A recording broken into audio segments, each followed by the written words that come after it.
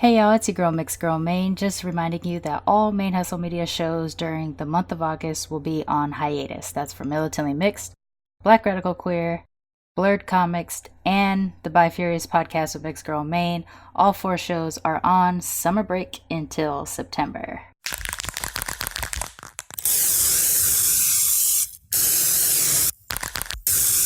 This is a ManeHustle Media podcast.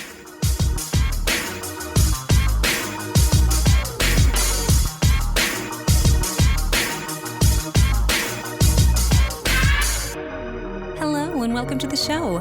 My name is Jackie O, and you're listening to Militantly Mixed.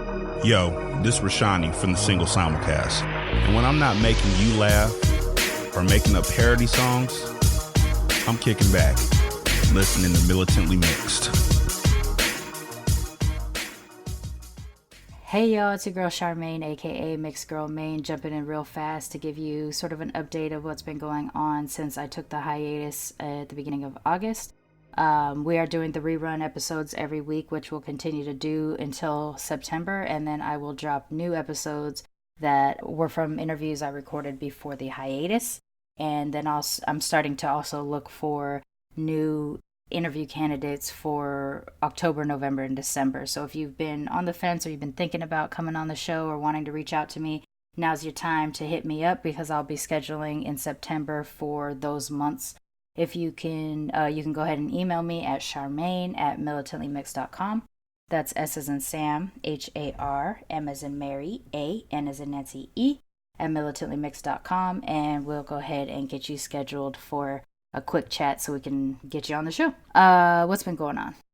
I have been doing some stuff on the business side of ManeHustle Media because I am actively trying to turn this side hustle into my main hustle, just like my business slogan says. With that in mind, I've been doing some fundraising efforts and things like that. One in particular, which I will share right now. If you've been following me on social media, you know that we have a fundraising t-shirt campaign through Teespring right now.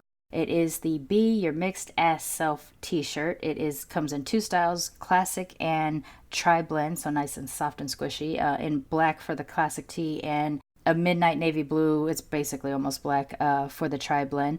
That is available through August 31st. They range from $21.99 to $25.99 depending on which shirt you get. And my goal for that shirt is to sell a minimum of 200 shirts between now and August 31st. Once August 31st pops up, that shirt will come down and will no longer be available. So it is a limited time only shirt. If you're interested in it, please do cop it now because we only have until August 31st for that to go. And the proceeds from that fundraising attempt will sustain the show through, if we hit 200, we'll sustain the show through the end of the year, which will be great because I'm still on my day job hunt and I haven't found a full-time position yet. So I need to make sure that I secure the funds I need to keep this show going. The link to that t-shirt will be in the show notes, but you can also just go to Teespring, T-E-E, spring.com. and then search for Militantly Mixed, and my store will pop up. You can get the limited edition shirt between now and August 31st, but what is always there is the standard Militantly Mixed logo t-shirt, totes, and mugs. You can always get those, but the Be Your Mixed Ass Self shirt is limited edition and will go away on August 31st. Let's see what else is going on. My husband had a friend from Russia come into town and we hung out for a day, and I also got to watch a Russian version of Winnie the Pooh, which was kind of like ours, but very different and really interesting to see another interpretation of Winnie the Pooh. And I had my cousin from Australia came into town and we got to hang out for a couple of days. They just left. Actually, they're probably still on the plane as we speak, even though they left last night at 10 p.m. That's a long-ass flight. And other than that, I've just been trying to deal with some of the stuff I got going on. My mental health issues, which I have discussed on the show before, dealing with my depression. I've been sort of swinging a little bit more than I have in the past. So I have pretty dark days and some medium dark days. And then if I have something to do, then it's kind of a happy day, but then by the end of the night, I've crashed. So I definitely need this break because I'm not really, my same coping mechanisms aren't applying to what I'm going through right now. So That's what it is.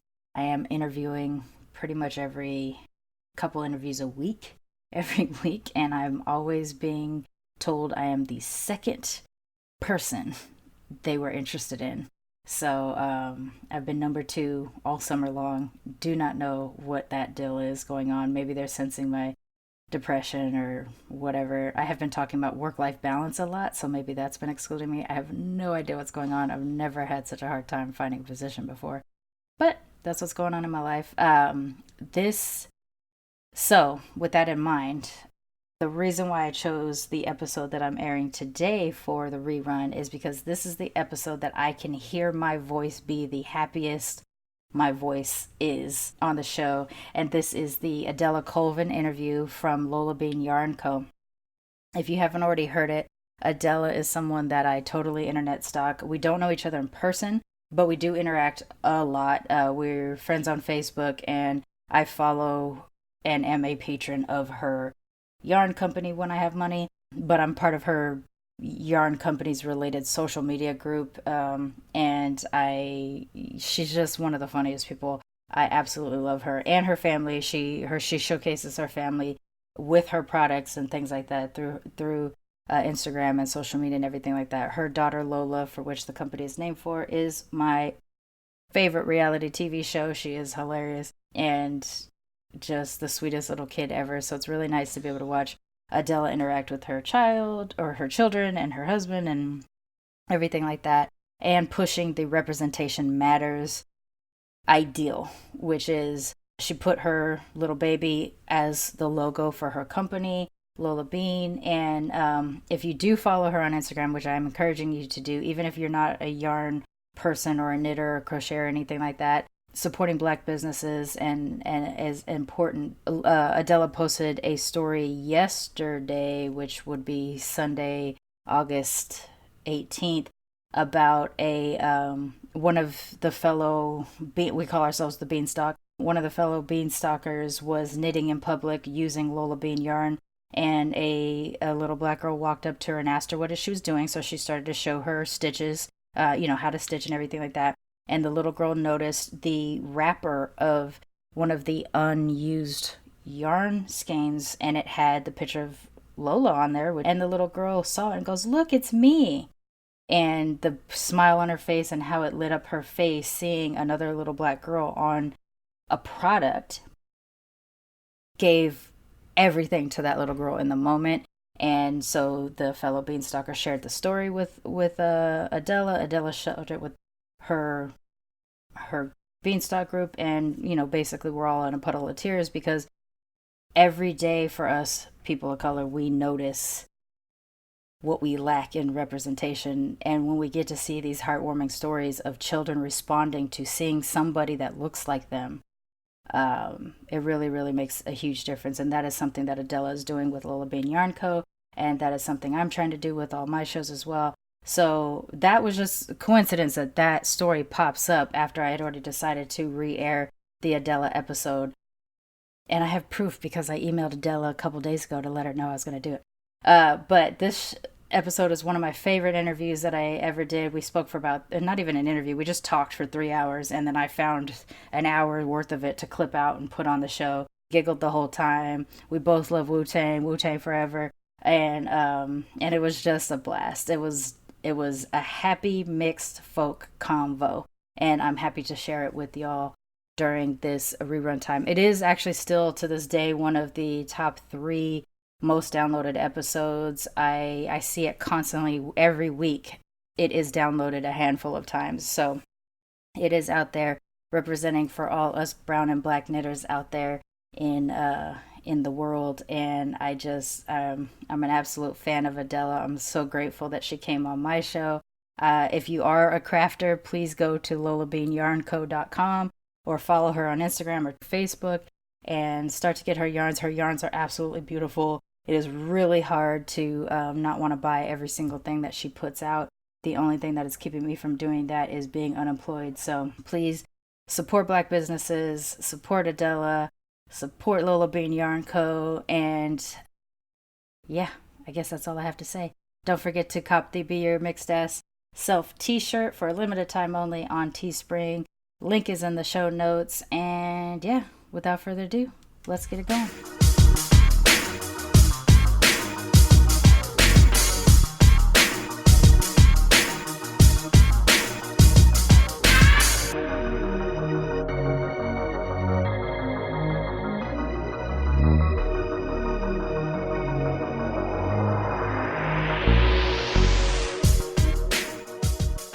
Hey y'all, welcome to Militantly Mixed, a podcast about race and identity from the mixed race perspective. I am your host, Sharmane, aka Mixed Girl Maine, and I'm smiling because I am absolutely in love with my guest today. I wanted to get her on my show forever, and I think she got her eyebrows did, so she finally has agreed to be on the show. That's what you said was your stipulation. You had to get your eyebrows done. So, my guest today. Yep, got him done. That was part of it. I discovered through a friend the LolaBean Yarn Co. through Facebook, and I didn't want to be a crazy stalker, but instantly fell in love with the owner, Adella. I was so trying not to be a stalker. And then one day she said, "Why aren't we friends?" And I was like, "Oh, yay! We can be friends now." I'm telling you. I would see you and I'm like, we need to be friends. We talk too similar. So why don't you introduce yourself and talk a little bit about the company to the audience, and then we will get into our mixed ass lives. I am Adella Colvin, the owner and operator of LolaBean Yarn Co. I hand dye yarn fibers and sell them.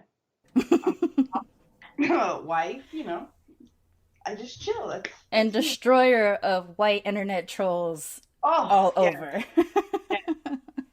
Yes. It is. So we're both knitters. We're both in the crafting world, and it is a predominantly white space. It is sometimes uncomfortably white. And we have little pockets where we find these nice people of color that are involved and things like that. And I've gotten to the point where I'm almost exclusively buying yarn just from Black women dyers, not necessarily even POC dyers, just Black women dyers. Those are the folks I'm looking for. And I was introduced to you from a friend of mine, Brianna, who is a quarter Japanese like I am. That's how she and I bonded. And so found your stuff. And my first purchase from you was your Prince Memorial line, and you dyed me a special 2 skeins of the worsted weight. Yeah. For I Will Die For You, which is my favorite song. I have knitted and unknitted and reknitted because I am just like waiting to find the thing that speaks to that yarn the most. It's just sitting right there on my little table, and I keep doing it. I'm like, oh, this looks good, but it's not perfect yet. And I unravel, start it back up. And I got a hat on knuckle sandwich too, sitting on sticks right now also. I love knuckle sandwich. I like knuckle sandwich. Anyways. I'm a speckle junkie though. Yeah, that's right. And that's new to me. I'm like as plain as they go. I'm just like, there's no sparkle in my life, but I love knuckle sandwiches. We'll fix that. Yeah, you probably will. Because every time you put something together, I'm like, oh shit, I didn't even know I like these colors. God damn it, I only wear black and gray. But so I wanted you to come on the show for a couple of reasons, but you are also mixed. Let's talk about your ethnic background and let's get into it. Okay, so my dad is a Black man, born and raised in Southport, North Carolina, and my mother is Puerto Rican. She was born in New York. She was born in Harlem. Do they call those Yorkericans? New Euricans. New Euricans. Okay. I just learned that term. I don't even know how. I lived on the East Coast and I just learned that term. New Eurekan, yep. My grandparents were born on the island, but my mom, her 2 oldest siblings, I believe, were born on the island. And then my grandparents, moved to New York and had the rest of their children there. So, and I am the end result of that union. Do you just like almost every other Puerto Rican I know, do you have cousins and family that are all different colors? My family is the United Nations, we joke. Right. I have uncles who have had, kids with Irish women, aunts, that have kids with Black men. I have cousins, Dominican, are Dominican and Puerto Rican. We are all over, literally all over. Like, yeah, we could walk down the street with like my grandmother, and they'd be like, oh, who are these kids? And she's like, these are my grandkids, and they're like, what? Because she's like this short, Puerto Rican lady, but she's white passing. Okay. She's like really, really, really fair skinned, and then here I come, with my black ass walking up, and they're like, this is your granddaughter, yeah. Biologically, like that's my grandkid. It. But yeah, we're all over the rainbow.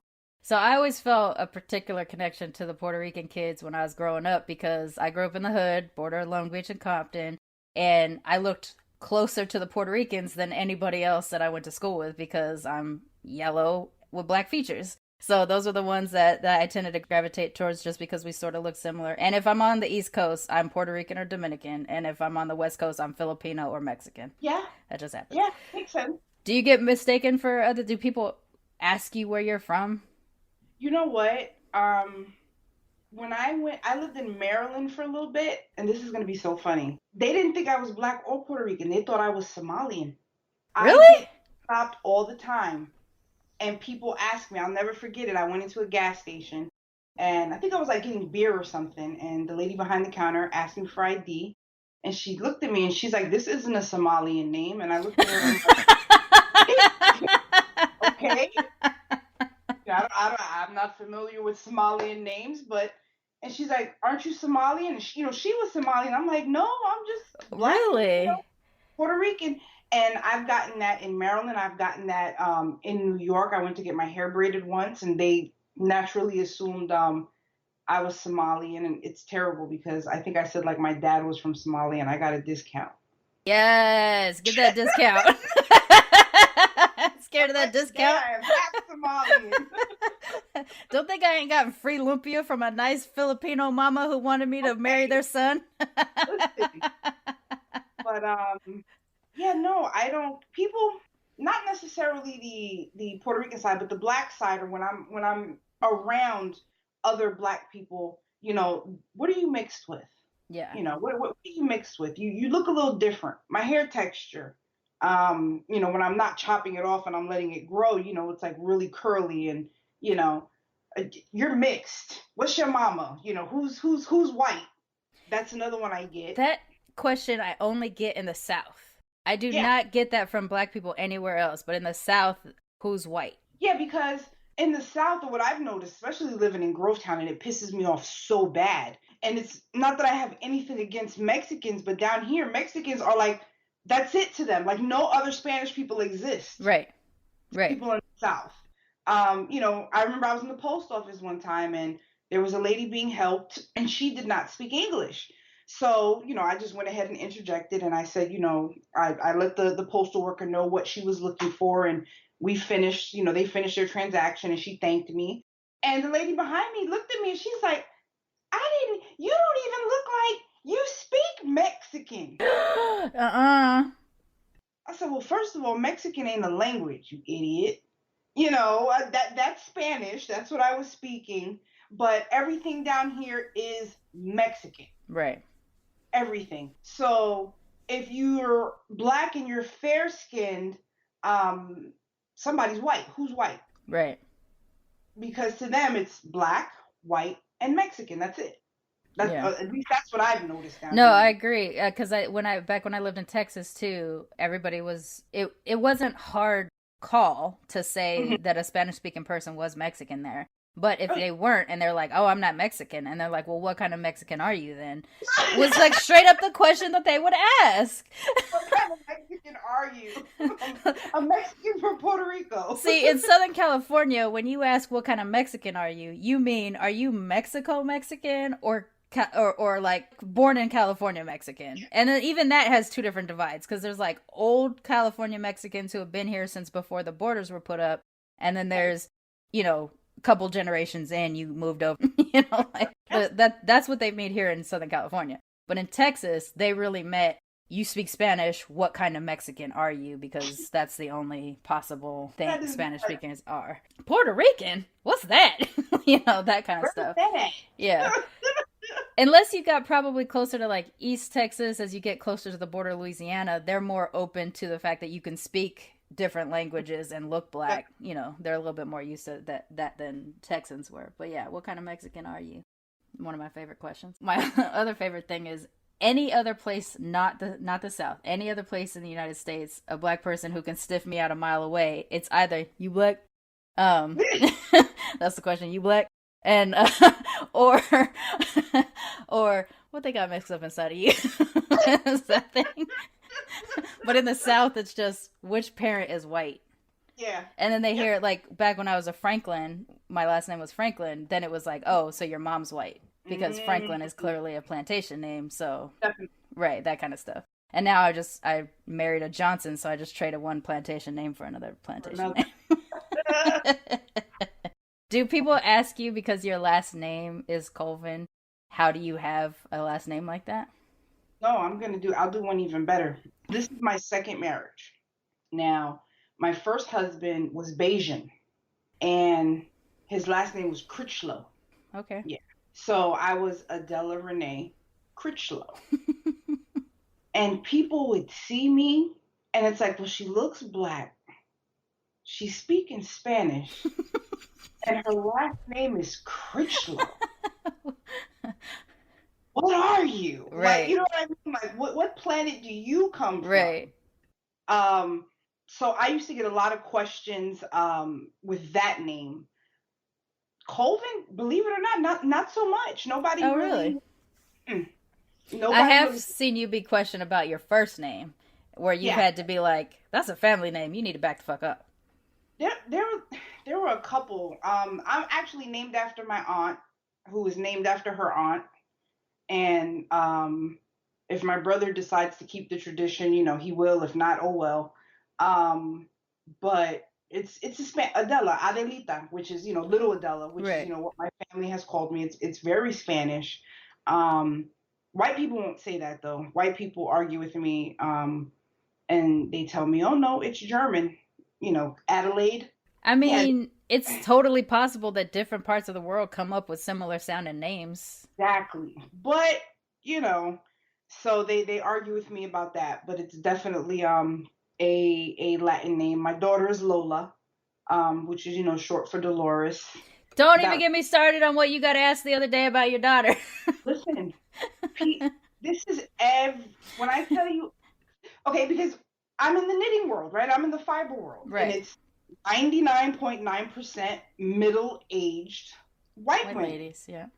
So I literally get these things every day, multiple times a day. Of course I know what my kid's name is. Right. I know what the root word is. Actually, no. That lady that asked me that question was in Spain. She was in Spain. Oh, really? The lady that was giving me the background to my daughter's name.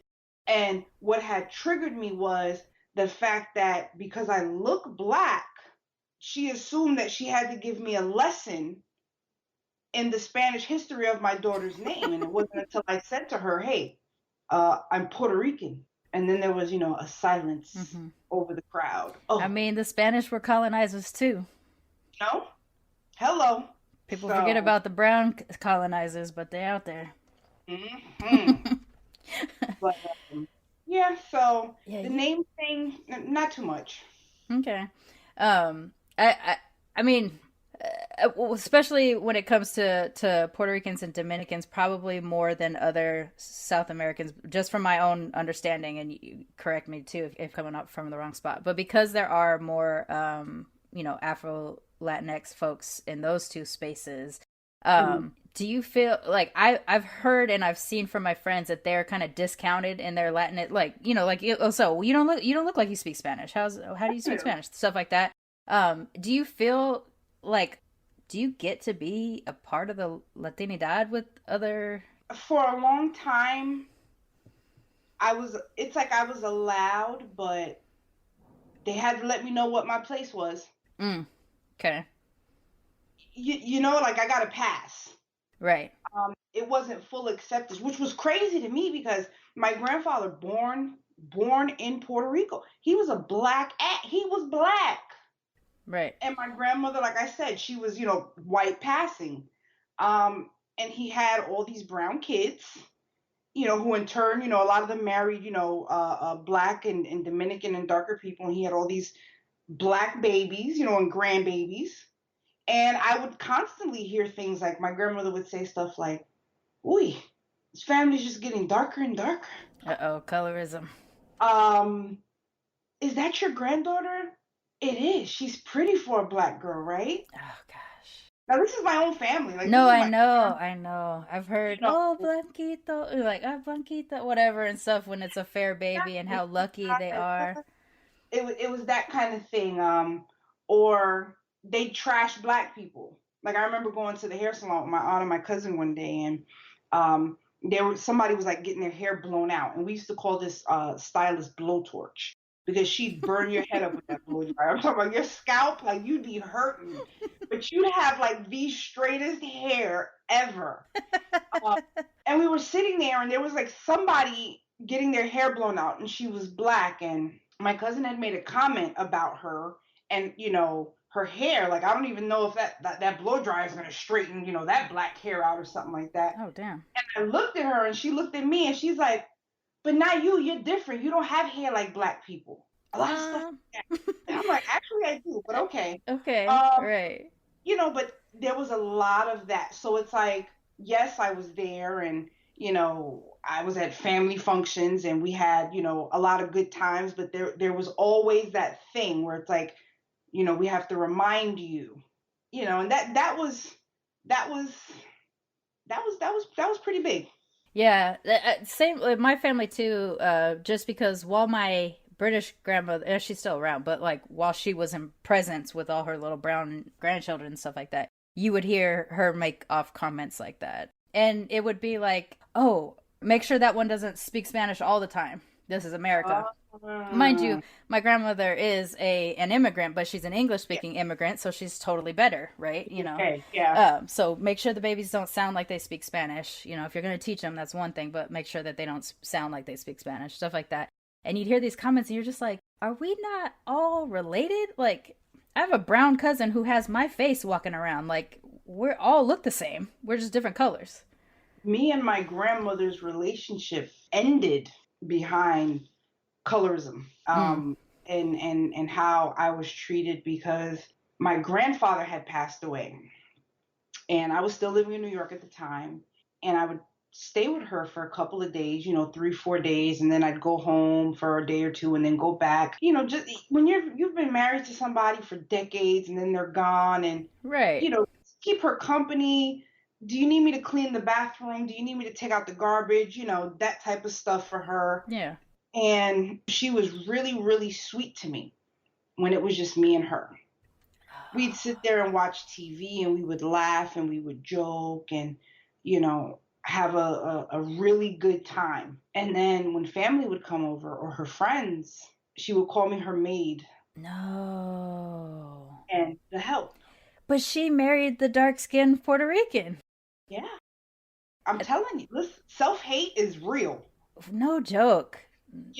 And it was at that point, like, I remember I went home and I was talking to my mom, and I'm like, she did so much for us growing up. Like, we spent like summers there and everything. And it's like, I totally love her for, all the good that she's done. But, this is toxic. Yeah. And it hurts. And I'm not going to deal with it anymore. Right. And I walked out one day and I never went back. Yeah, I understand that. I feel that greatly. I don't talk to my British grandmother anymore. Or, with the exception of one uncle and a couple cousins, I don't talk to anybody on my dad's side because of that toxicity. Damn, this baffles me, because it's the same with my British grandmother. Even though she's Caucasian, she married the darkest skinned person she could have possibly found, and yet has all these issues with dark skin.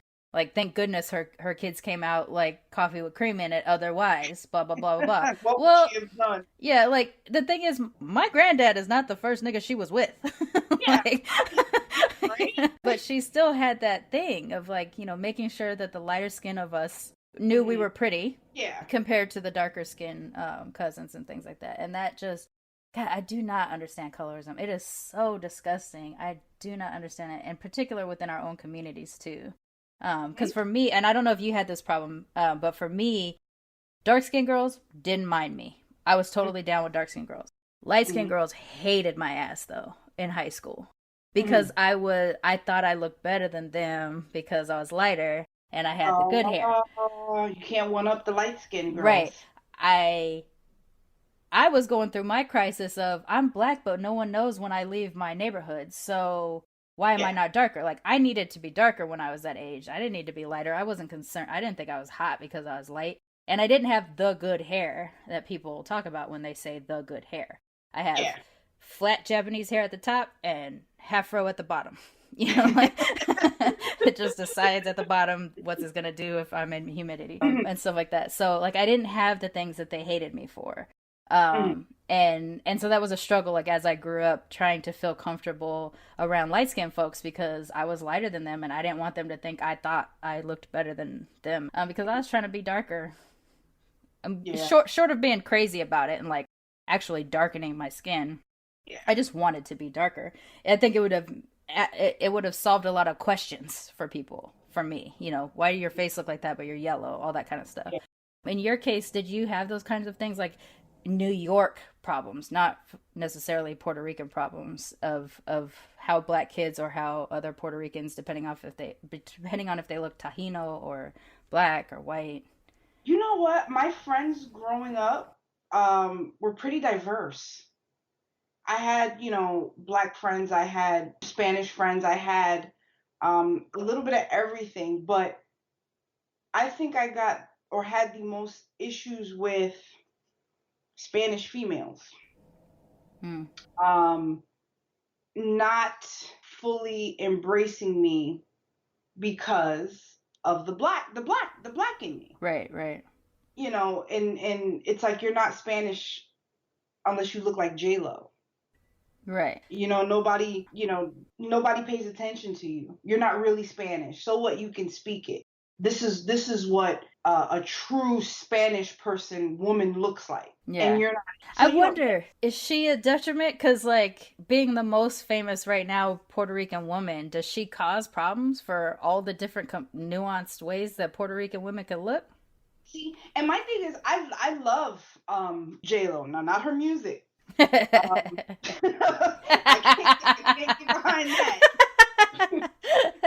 But you mean you don't like her Motown special? Listen, I didn't even watch it. I didn't either. I didn't even watch it. I didn't either. I love her dancing. There's even a couple of movies, not too many, but there's a couple of movies in there that I can sit down and watch. And I love Selena. Like, she brought that to life for me. I love that movie. But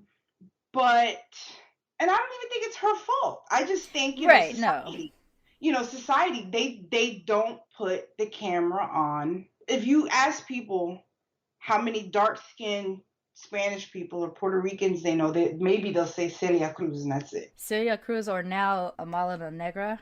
Yeah, that's it. But you don't see it. So I don't necessarily think that J-Lo is harmful. I love it. She comes from where I come from. She comes from the Bronx. She's putting, she put Puerto Ricans on the map. Right. And made it an okay thing to be, which is dope. But I think it would have been really dope if she would have got other Puerto Ricans and kind of. That's what I think is what I'm feeling about her. And I didn't feel like this until recently. It's like starting to be aware of shit. Dark ones, Yeah. Like, I'm absolutely sure this woman has some black looking Puerto Ricans in her family. I mean, we see her sister on occasion, but you don't see her hyping other Puerto Ricans very often. So yeah, I wonder. And I just wonder in terms of like physical proportions, look and things like that, just her presence end up being problematic for other other Puerto Rican folks because she's the type they've decided Puerto Ricans must look like to be on stage. Yep. Yeah, that's kind of sucks. It's tricky. Because right now, like for me, I get excited if I see any black Japanese, and Japanese people fucking hate mixed folks. They don't support us. I was a hidden mixed kid when I was growing up. If I was ever around other Japanese people my grandma knew. I was a friend's kid. I was not her grandchild. Partly because my mom was a teen mom, so the math didn't work. So there was that.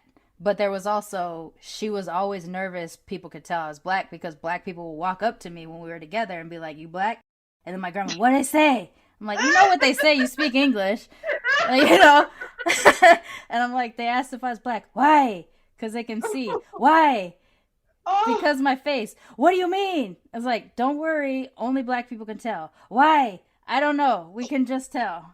Oh my God. But it would happen. Like, there'd be people, we'd sit in a restaurant and someone would just sit down. Because, you know, black people, we ain't got no shame. Just sit down with us and be like, "You black, right?"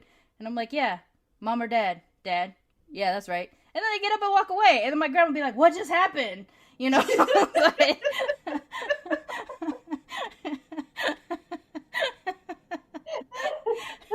she'd be so upset. "Nani no!" Like, she just starts screaming and stuff like that. Because she didn't get what happened. And so she didn't want other Japanese people to figure it out that I was her grandchild and that I was black. So I was always like a visiting friend's kid or something like that. It sucks. And when you're a kid, you don't get what's happening. You like feel weird. You know that whatever it is like, these people tell me not to lie except in these situations when it's like okay. And so as an adult now, you know, dealing with all that kind of past trauma and stuff, you're like, you know, I mean, it's part of why I'm just this crazy, like, overly spoken out mixed person versus, you know, what I could, versus being like my brother who doesn't talk about it at all. Like, we don't talk about it at all. And he's white. Like, as far as he's concerned, he's white. He don't let anybody know what he is. He doesn't look it, but, you know, he's just living his life. And so it sucks.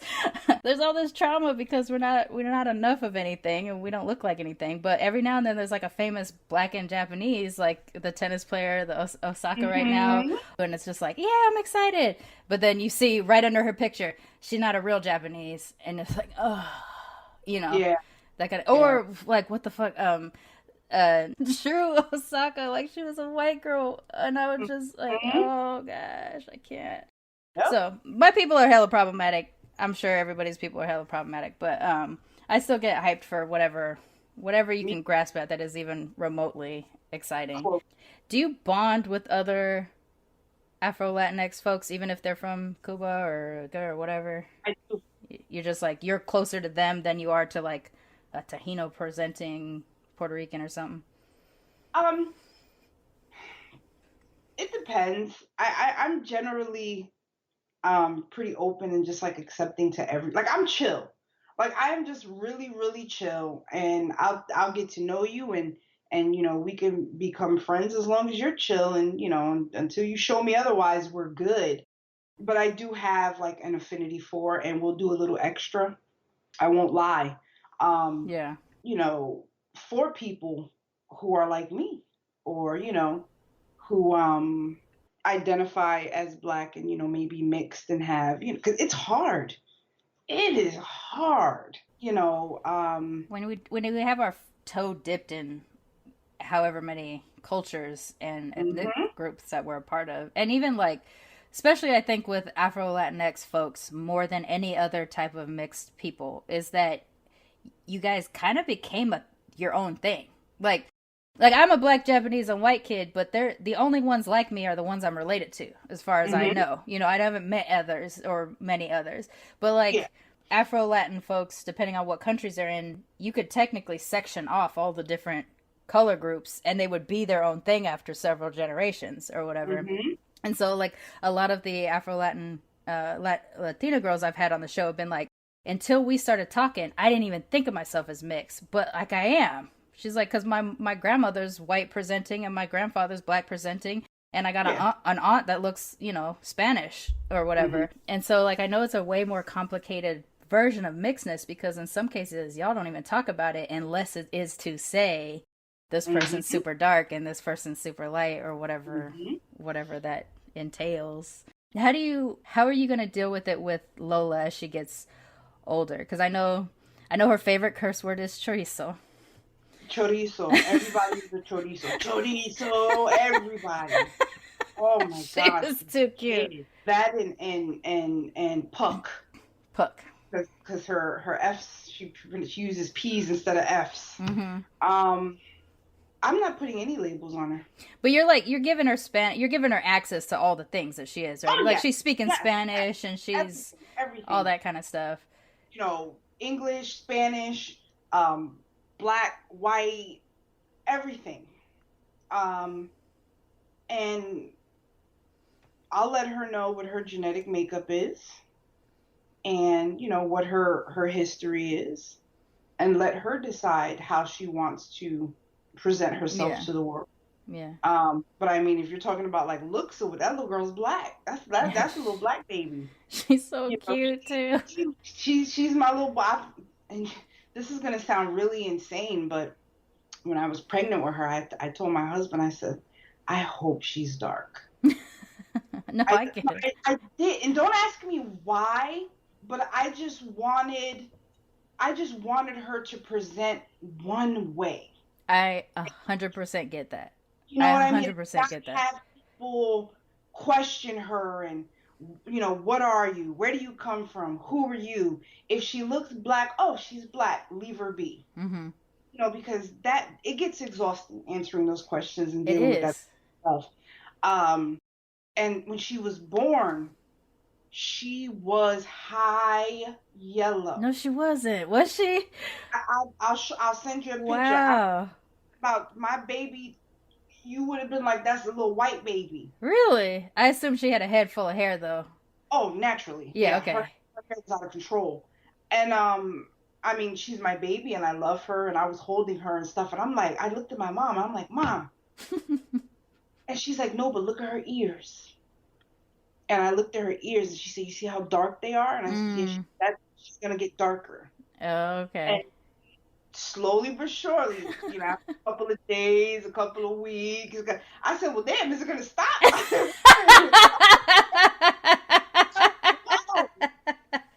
know, she just got like really dark. So she's like my little chocolate baby. And I try not to like project, you know, my shit onto her.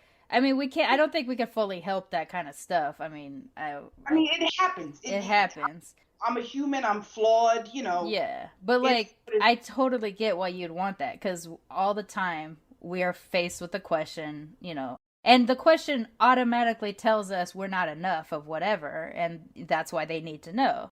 In my case, as an Asian black mix or Asian black and white mix, I'm instantly eroticized in the way, especially once they find out it's Japanese specific. It's, oh, are you a real Japanese wife? Like, are you a submissive and all those things?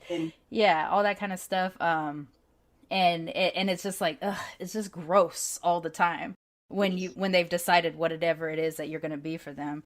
And if they just hear, like, let me talk for 5 seconds and hear my mouth, they'd know I'm a black woman trapped in a mixed Japanese face, you know.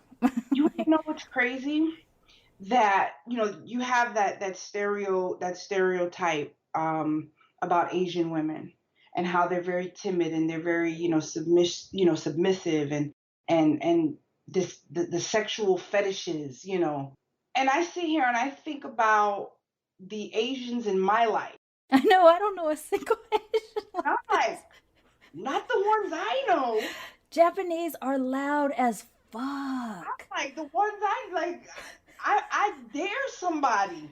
You know what I mean? Right. But naturally, they don't speak for like an entire race of people. But I'm just like, you know. No, okay. but seriously, whatever it was in the 50s that gave off what Japanese or other Asians, because obviously whatever someone decides, whatever is the first Asian someone meets is the only Asian that exists. They're just Chinese, they're just Korean, they're just Japanese, whatever.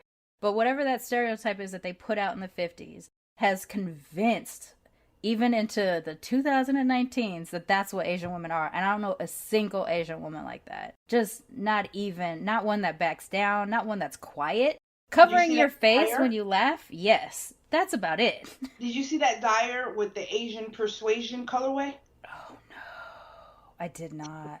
Yeah, so there's a dyer in... oh, no. Vegas scandal, yeah. And she has a colorway name called Asian Persuasion.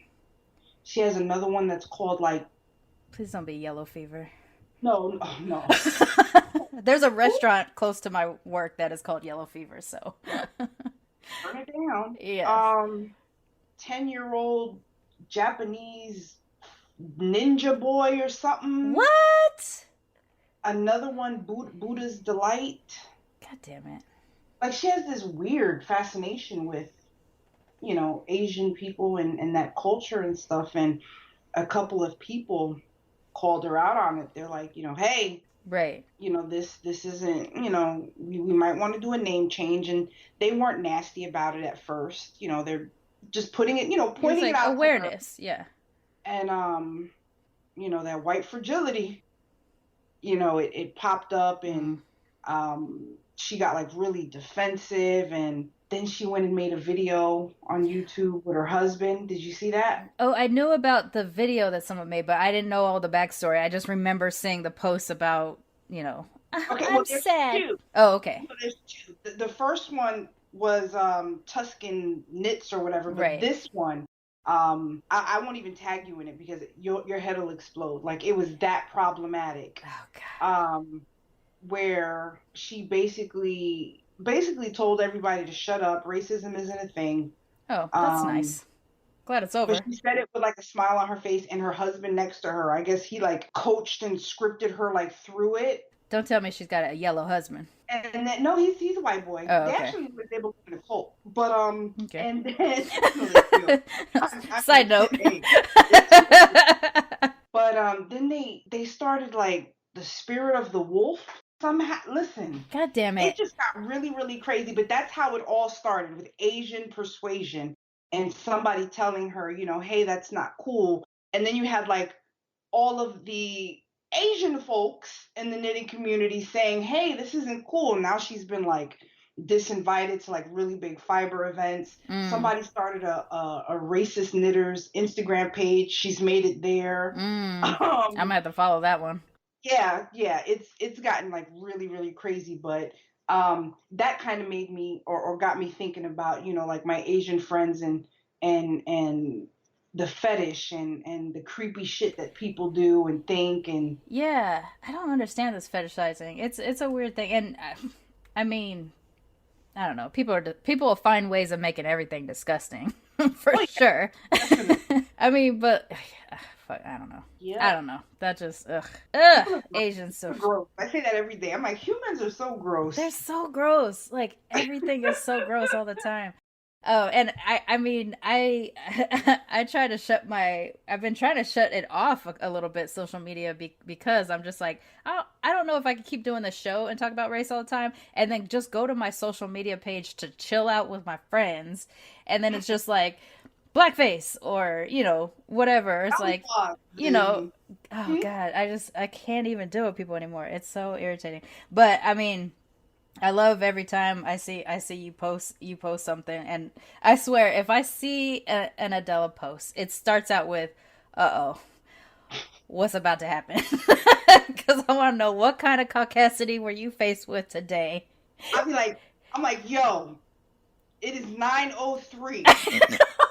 It's too goddamn early. In my inbox right now. That's what happened to you earlier. I was like, what the fuck? Can we wake up? It's a Saturday. Our coffee hasn't kicked in. What do you want, Karen? What do you want? Oh, that is my favorite thing to do now, to just drop a white ass name at the end of something. It is my favorite thing. So the funniest thing, or not even the funniest thing, but the most ironic thing is the catalyst that like kind of caused this big uproar in the knitting community. The woman, her name is Karen. I know. I was like, wow. Okay. That one was so, her response to like, I'm healing now, and I went quiet for a while. That whole thing about how attacked she was by the people's response to her racism is just the exact example of why white people need to shut up. And I'm sorry, I have tons of white people that I love in my life, absolutely adore. But they are also the kind of white people that go, is this for me? Nope. Okay, I'll stand behind you. Like, they're the people that step back when they know that it's not their place to talk. And obviously that's the only kind of way I could have a relationship, I think, nowadays, is those people that do step behind. But, God damn it, white people. Yeah, I'm fortunate enough to where I have a decent amount of white friends who shelter and will go and collect their people Yeah. when they get out of pocket, Yeah. and that helps like a million. Because if I didn't have that, You couldn't get through your day. You could not do your business if you had to answer as many crazy ass things that you've had to answer. And yep. can I So, just say, apart from our race thing, the weird ass expectations that people set on you in your DMs about your business staggeringly exhaust me. And I'm watching you repost it. Like, I'm not even you. I do not understand why people think that they have that much claim to your time, to your business, to what you're doing. Telling you whether or not they could run a comb through your child's head, all kinds of shit. All the stuff you deal with, I'm taxed by what I'm doing. I don't know what is going. How are you self-caring when it comes to these crazy ass people? My mom always told, or she told me and my brother. One time it was like after a funeral, and like there was like a big family blow up, and everybody was yelling at everybody outside the church. We're hood. When else is there going to be a fight? Yeah, you know what I'm saying? Like, we look Harvard, but we're all hood. You know what I mean? Like, we come from the Bronx, and there was like a big fight outside the church. The casket didn't even get taken into the church yet. It was like really crazy. And me, my mom, and my brother got in the car and we left. She's like, we're not even going into let's just go. And we were in the car, and I was like bawling, like hysteric. I was just bawling because I'm just like, why are we like this? Like all those things that like plague families, especially families of color. And my mom is driving, and she's like, listen, and she's talking to me, and my brother's in the back seat, and she's like, I don't want either of you to ever get so consumed with hate that you treat people the way that we were just treated. Right. So, I mean, I try my best, and I'm a lot nicer to people than I should be, than they deserve me to be. I would co-sign that. Yeah. But I really don't want to be like this raging ball of like negative energy. Right. It's exhausting. It is. So, sometimes if it's not too problematic, and if it's not taking up too much of my time, and if I'm just sitting down, in between dyeing yarn, I'll answer it, or I'll respond to it, or, whatever. But I really try not to like hyper focus on it, if that makes sense. Yeah, of course. But every now and again somebody gets like really out of pocket, and they get checked. Yeah. I get blocked. And oh gosh. Yeah, my favorite is when they cause problem and then they block you before you get a chance to A lady just did that to me. Yeah, I saw that shit. Yeah, what is she? She sells crystals, or she probably smokes them. Goddamn people.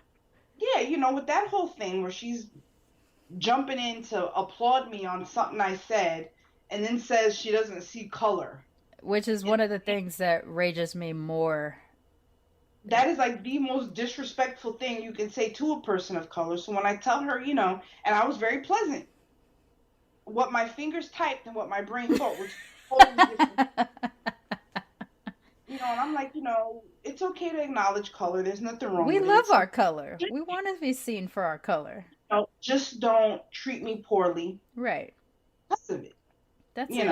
It seems so simple.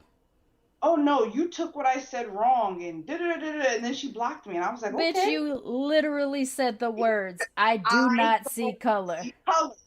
I'm like, I know how to read, like, and then like I think it was somebody, my Sylvia on the post, she was like, you've just been gaslighted, and I was like, oh shit. Because I didn't understand what happened. Like, it happened that fast. And I'm like going back to her words, and I'm like, but she said, I don't see color. And then I'm looking down, and she's like, no, you misunderstood. And then she put that stupid wink emoji. Right. I was like, now she's being condescending. Yeah, now she's being shitty. One of my favorite responses within that whole pool was the person that said, how you pick your yarn then? Yeah. Like, you don't see, like, let's get down to how stupid what you just said sounds. Yeah. You don't see color. What's the world look like? Posted that when this whole big thing blew up. I said, you can't be a member of or say that you love fiber arts and not see color. Yeah. How do you pick a color? And then somebody was like, well, what if you're colorblind, or what if you only see gray? I'm like, gray's a color, ass. Right. You know what I mean? And also, colorblind doesn't mean you see everything white. It means you see things different colors than the colors that are intended. That's what Suzanne said. She was like, I don't think colorblind means what she thinks it means. But I just take it with a grain of salt. I address it if it needs to be addressed. I block, I ignore. I vent to my husband a lot. Like my husband, he hears all of this stuff at the end of the day. Like sometimes I just have to like give him his props because like he's a champ. Listen, all the stuff that I want to say but can't because I run this online business. Right. I want to be successful. I want to be a brand that people like and love and you can be a little outspoken, but there's a line. Yeah. And I'm always tiptoeing, and that's tiring. No, I get, yeah. So, all the stuff that I want to say that I can't say, once I close my laptop and I turn off all my equipment and I'm laying next to my husband, I'm like, let me tell you what this mother effing did, and he takes all that in. He lets me get it off my chest and, we'll talk about it. And I wake up the next day and I do it all over again. Yeah. But yeah, people try. They sure do, man. They sure the fuck do. I swear. I am just like, I mean, I'm not surprised, but we need to come up with a word for this. That surprise you feel when people are so bold to do something, but like, it exists in the world, but you're still shocked when you see it.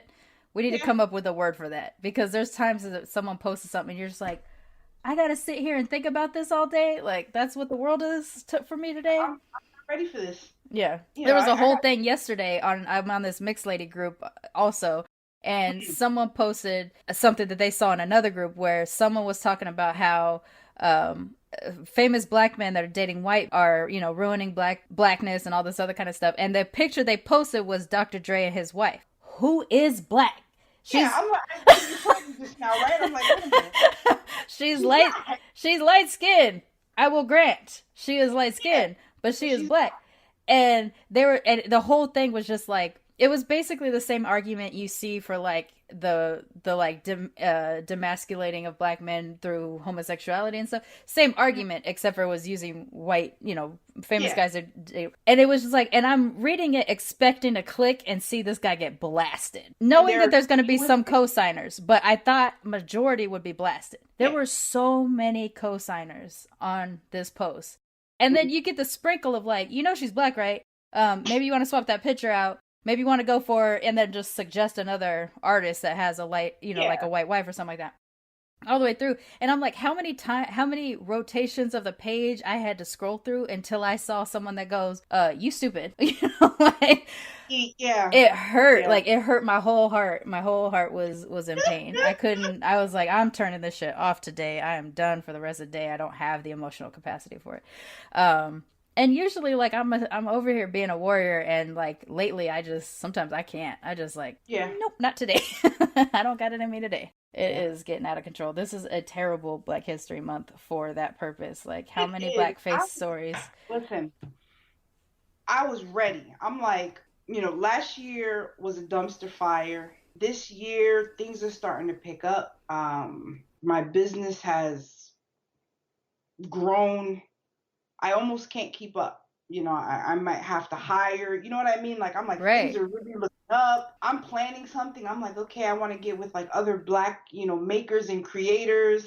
And maybe my initial idea that I had wanted to do was like, all of us offer kind of like a yarn crawl, but people of color. And when you buy from one, maybe you get a coupon or a discount to the other one. Oh, that sounds fun. I wanted to do something like that. Yeah. And then white people. Well, why does it have to exclude us? Because you have everything else. You don't need this little 1%. They just kicked the door in with their shenanigans in the knitting world. Yeah. And I'm like, what are we doing right now?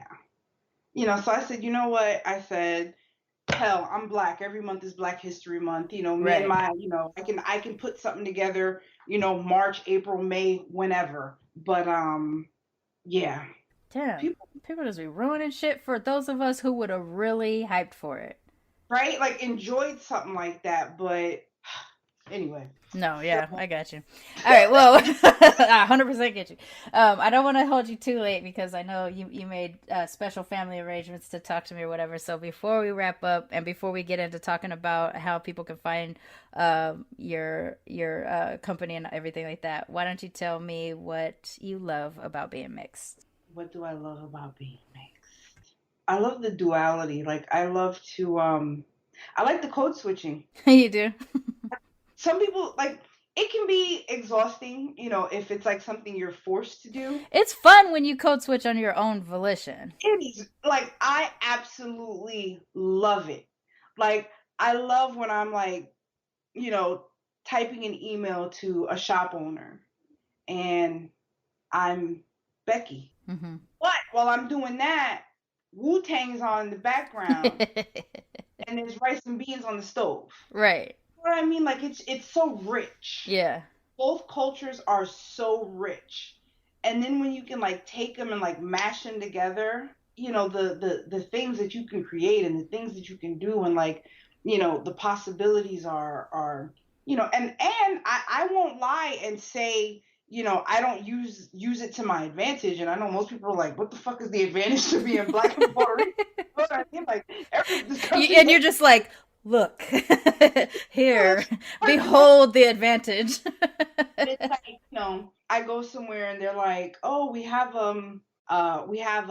scholarships, but you have to be Black. Hey. Oh, this scholarship is for, Latinos only. Hey. You know what I mean? So yeah. While it can be like really consuming and confusing and tiring, when it's good, it's good. Yeah, I would. Good, I would agree with that. Good. And so I guess that's what I love. I like to take the bits and pieces and create like these crazy mashups. I love a mashup. It has to be because I'm mixed, but I love a fucking mashup. You know where I get that from too? Like my mom, while she's Puerto Rican, and me and my brother make fun of her so bad. We're like, Mom, you want to be Black so bad, right? Because you figure she was born in Harlem, raised in the South Bronx, spoke Spanish before she spoke English. Mm-hmm. Because my grandfather spoke English. My grandmother did not. She understands it though, but she just doesn't use. Right. She refuses. She refused. But once she turned 18, she joined the service. She joined the Air Force. Mm. So her travels took her, like we lived in Altus Air Force Base, Oklahoma, San Antonio, Texas, Huntsville, Alabama. So, and she married, 2 Black guys. Mm. So most of the people I was around growing up were Black. Yeah. And a lot of it was Southern culture. So like while she was Spanish and, she would play Spanish music sometimes on Saturdays when she was cleaning and she would make Spanish food. She could also fry chicken. Mm-hmm. And make, so she picked up these things and she would kind of take both cultures and mix them up and show how they could kind of go together, which I think was great for me and my brother. Because, we got to see that growing up. Yeah. It made things a little easier. Like these two things can go together despite, people making you feel like you have to choose and that one is better than the other or, no, it fits. You can make it fit. Yeah. You can make it work. She did a lot of that. So I think a lot of that shapes why, I enjoy doing that now. So. Yeah. I love it. I love it. I love you. I'm in stock with you. Hella in stock with you. And the videos you post of your daughter, and I am well documented and known for my discomfort with children. For me. Before I had her. Before you had her? I am obsessed with, like, your daughter's videos are my favorite reality TV show. I know when she's being bad and you're posting it, I know I'm not supposed to think it's as funny as it is, but hysterical. She is nothing on the inside. Like, I tell myself all the time, oh, you are failing as a parent. Right? Because, like, she's doing this stuff, and I'm like, this is hysterical. And then you hear me, like, I'm like, Lola, don't do that. And then, like, if I pan over to my husband, like, his face is buried in his recliner because he doesn't want to laugh in front of her. But she is like this bundle of, and this is why I say I think a lot of this stuff is like just genetic, like your genetic makeup. The women in my family, we might be a little off from time to time.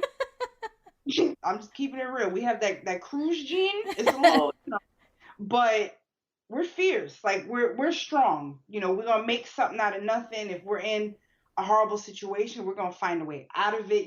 We're just. So she comes from a line of women like that on both sides. Mm. And then how resilient Black and Hispanic women have to be. Right.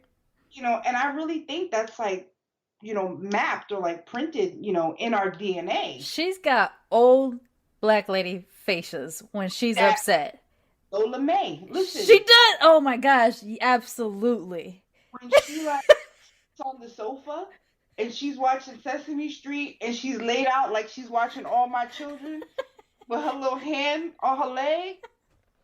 And I just look at her and I tell my husband, I said, babe. He's like, what's up? I'm like, who the fuck does she think she is? When you have the audacity to parent her and she just looks at you like you must be out your damn mind. Lola, we call her Lola the old lady baby. She is an old lady baby. Oh my gosh, she is hysterical. I love that kid. That kid cracks me up. She suffers no fools. And you want to know something? A lot of it too is like, I'm pretty sure people always got something to say when it comes to like, they kids be tearing shit up and they talking about mine. Right. But, a lot of it has to do with, I believe it or not, I get the most criticism from Black parents. Like, don't make us look bad type of thing? Oh, well, kind of, because a lot of us were raised like, I'm going to pop you and I'm going to do this and you better sit down and you better... Black kids and brown kids are forced to grow up so early. Yeah. And they're viewed, as like these little terroristic animals. Yeah. When a lot of times, they're just children. They're not adults. And why can't they cut up? They shouldn't be sentenced, in our prison system the way they're sentenced. Mm-hmm. It's just horrible. So if I can let my kid be a kid and do kid shit, no matter how bad it works my nerves, right? Because I wasn't raised like that. Like, sit down, hush, don't do this. That's how most of us were raised. If I can do that and let her, be a kid for as long as I possibly can and let her grow up without all the restrictions that are like put on our kids, maybe she'll have half a chance. You know what I mean? Yeah. Maybe give her an edge, on white counterparts who can do anything they want at any age. Right. So when people see these videos and they see her doing all this crazy stuff, they're like, oh, she's wild. I would have popped her. Who's she yelling at? She's 2. She's 2. She's 2. And she's doing what 2-year-olds do. Why should she be any differently behaved than any other 2-year-old? And that's it. I mean, nothing that you've posted isn't anything I haven't seen my little white nephews and nieces do. My husband's family is white, so... I was about to say she's the typical 2-year-old, but she's not. I mean, she's got a huge dose of old lady blackness, but yes, she is a 2-year-old. She does what kids do, and I'm okay with it.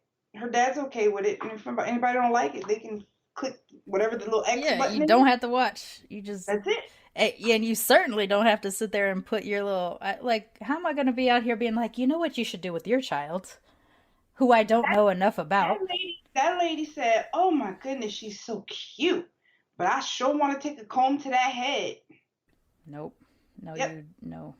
You know, and I'll be mindful and I'll be respectful and I'll, you know, kind of keep myself together when it comes to anything except. But your child. A kid. Yeah, that is, you know, that is stepping way too out of pocket. She's the face of my business. You know what I mean? So it's like she's out there and, you know, people are going to see her. And I've had people say like, oh, I use her. Like I'm pimping my kid out. Ew. For business. I swear. Like people have said things like this to me and it's like, no. We don't see enough brown babies. Right. In a positive light. Right. She's my first biological kid. And naturally you go nuts, you know, with like the pictures and the video. Right. And, you know, like if you go into my mother's photo albums, you'll have 20 million pictures of me and maybe like 6.5 of my brother. Like the first kid, I'm like, you know, the first kid, you know, you do all of these things. And I am amazed. Not that she's just my kid, but just to see like this little person grow. Right. And see like what she's growing into. And I want to capture as much of that as I can. Right. And I share it with the world. If you don't want to see it, you don't have to see it. Yeah. You know. I mean, I would love to see more footage of what I was like as I was growing up. I mean, we have a few family videos, but it was always like when that one uncle who had a video camera came to visit, you know?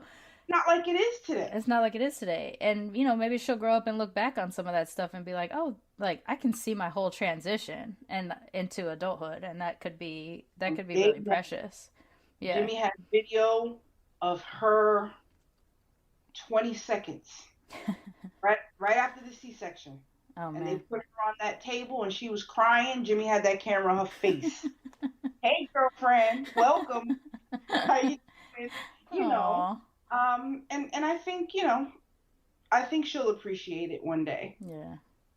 When I can show, you know. What I like about getting to see her, and I would never have gotten that read of it being exploitive at all, because it's not like you got her out there like holding a sign like bye from, you know, whatever. She's just living her damn life. Like she's just the cartoon picture of her. Yeah, that's your logo.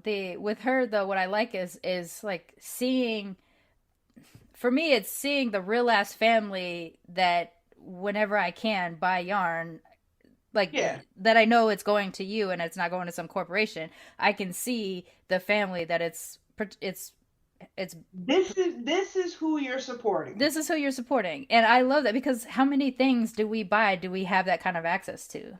You know, I'm not. I go to. Really going. Yeah, I go to a grocery store that some rich old white guy, you know, sitting up in a tower somewhere owns, but my day-to-day is the brown and black people that are working at the cash register that I see. They're not getting as much of what I'm paying for. I don't live in a mega mansion. I don't drive a Lamborghini. Your purchase just helped me put new tires on my 2012 Mitsubishi. Right. I greatly appreciate it. Like I love help me put my kid in a swimming class. You know, that type of stuff. That kind of stuff. And I mean I like that. I like that we get to see your family. Like I do. I mean, not in a voyeuristic kind of way, just in like these are whole ass people that are in this world. Black. A whole ass black family. And they're normal. And they do the same thing that other families do.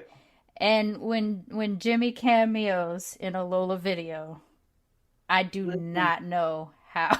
Did you know Jimmy had his own hashtag. Did you know that? Jimmy the model, right? Jimmy was really big in the knitting world, let me tell you. Before Lola came along, it was all about him. I could post a hat and I could have worked and loved this hat. Look at this hat I just made. And 2 likes. Jimmy puts the hat on and takes a picture. Thousands. Oh, it's Jimmy the model. If you look on Instagram, every now and again, you'll catch a comment where somebody's like, you know, I followed you from the Jimmy the model days. They would post. I remember one lady said, you know, every time I see a picture of Jimmy the model and I think about how supportive he is, it makes me want to punch my husband in the face. This is the type of stuff people would send to me. And then I had Lola, and that was it. Yeah. It was all about Lola. Everybody kind of forgot about it. I think he's a little salty about it. But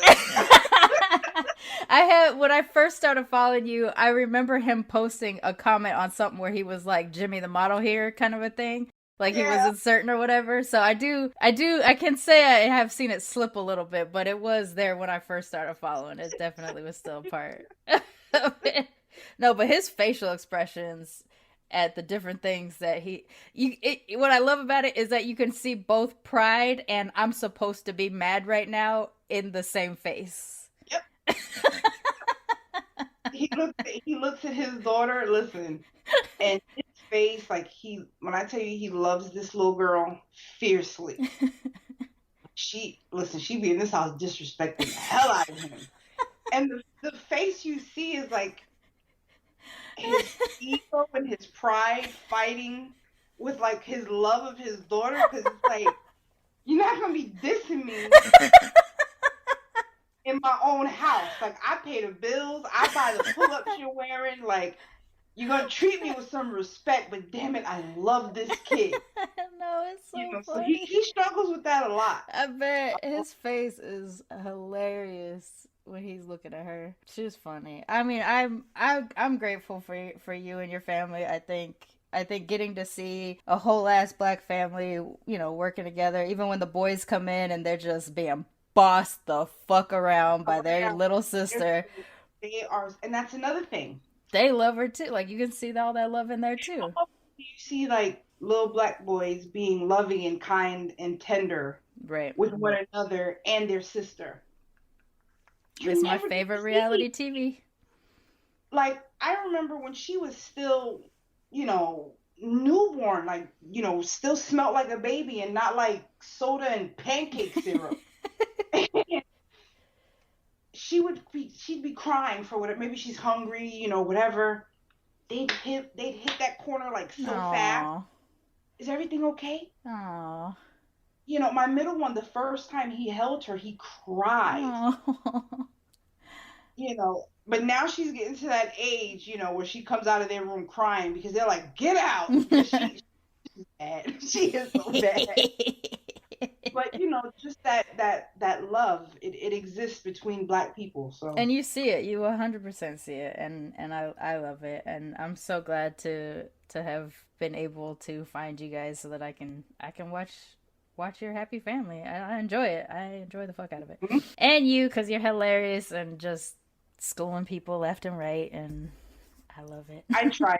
Sometimes I have days where I don't feel like I'm doing enough. Like, I see people like you, Chrysanthus. There's like so many like people who like say like these really profound things, or, you know, post these articles, and, you know, and I'm like, I need to do more. Like, I'm not doing enough. Like, I need to read some more. I need to post some more, because, you know, you guys are like really putting yourselves out there and like spreading the word. And I'm like, white people make me sick. No, you know? But see, you're not doing anything different. Like, we are all having our little patch of it, right? Like, we're like just a quilt of these women out here, you know, doing our things. And I can be pretty razor sharp, and I try to curb it because, like I said, there's a fine line. You know, it's really, I always want to be like my genuine, authentic self. Mm-hmm. But the bulk of my business is online business. Right. You know, so you got to kind of like walk that fine line of trying to like be your authentic self, and,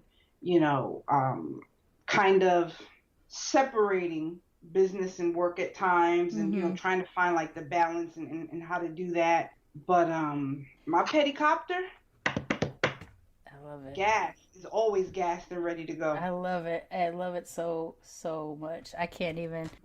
I love it. But I get it. I'm in that same position right now where, like, I don't know if I should answer some of the things that I get, because I want to be my authentic self. And I don't want to ever back. Honestly, I would back down on any other person of color before I would back down on a white person at this point. Like, that's my inclination, just because it's like, you know, we're all at a disadvantage. They don't seem to be.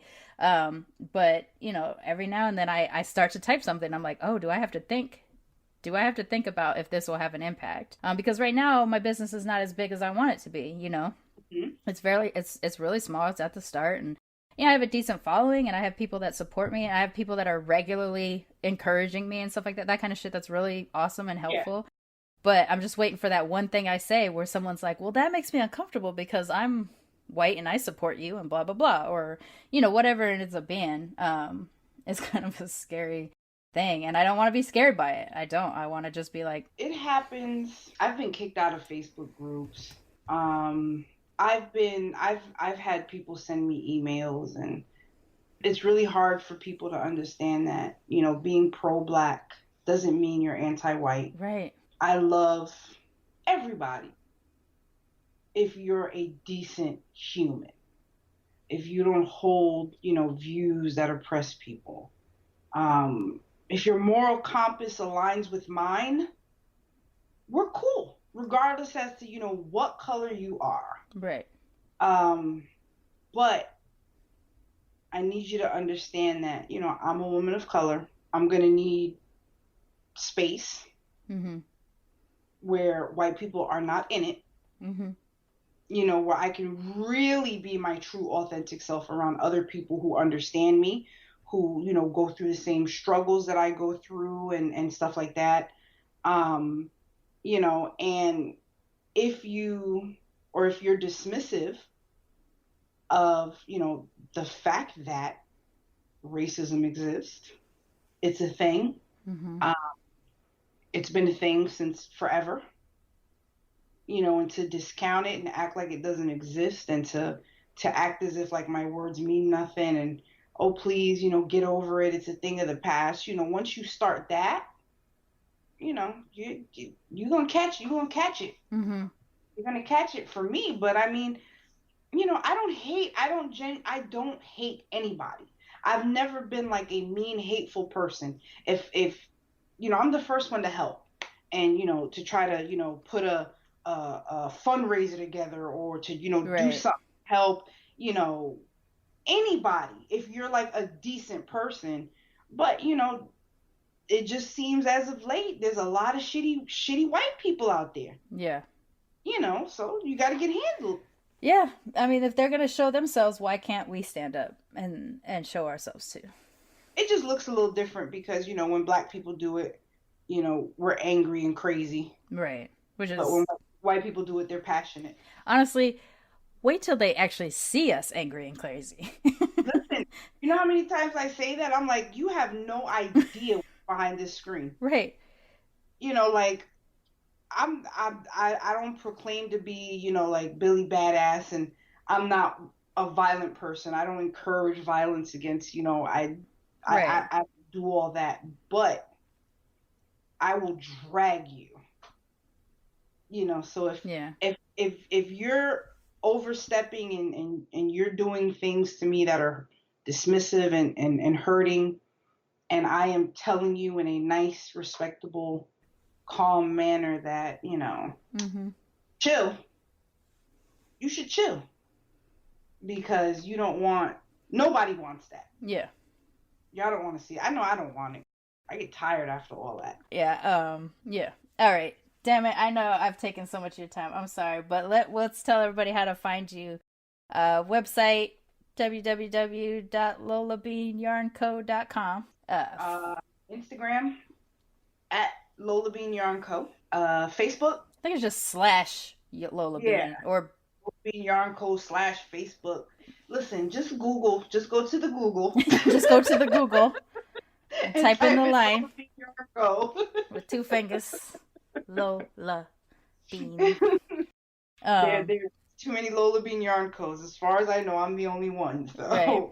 All right, so I'll put all that in the show notes, and please do, if you're listening and you're even remotely interested in crafting, to make efforts to support Black women dyers.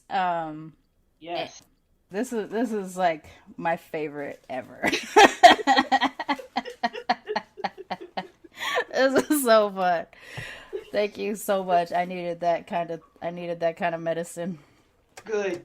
I'm going to be laughing about this shit for the rest of the day. Now watch. All right. Thank you. Thank you. Have a good night. Good night. Bye.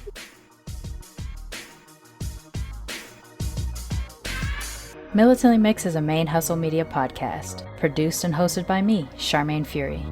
Music is by David Bogan the One. You can follow us on social media on Twitter, Instagram, and Facebook at Militantly Mixed. If you'd like to become a sponsor of Militantly Mixed, please go to patreon.com/militantlymixed for monthly sponsorship or paypal.me/militantlymixed for a one-time only donation. And if you like what you hear on Militantly Mixed, please subscribe, rate, and review on iTunes or wherever you listen to podcasts. And don't forget to be your mixed-ass self. ManeHustle Media. Turn your side hustle into your main hustle.